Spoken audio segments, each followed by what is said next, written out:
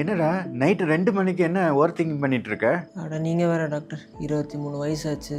இதுக்கு வேலையும் எதுவும் கிடைக்கல. கல்யாணம் பண்ணி வச்சுருவாங்க. இன்னும் எதுவும் ஒன்றும் புரியல. வாழ்க்கை எதை நோக்கி போகுதுன்னே எனக்கு ஒன்றும் புரிய மாட்டேங்குது. ஐயோ, இப்படி திங்க் பண்ணிகிட்டே இருந்தீங்களா உங்கள் ஹார்ட் என்ன ஆகுறதுப்பா ஓவர் திங்கிங்னால?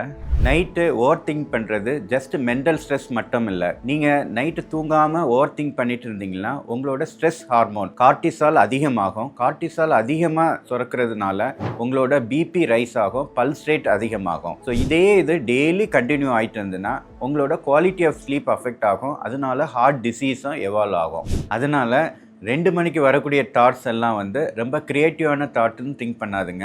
நல்லா தூங்குனா தான் நல்ல ஹெல்த்தியான க்ரியேட்டிவான தாட்ஸு வரும். நீங்கள் 2 மணிக்கு ஓவர் திங்கிங் பண்ணுற டைப்பா இல்லை ஃப்ரிட்ஜில் என்ன இருக்குன்னு தேடுற டைப்பா, என்ன குரூப்புன்னு சொல்லி நீங்கள் கமெண்ட்டில் போடுங்க.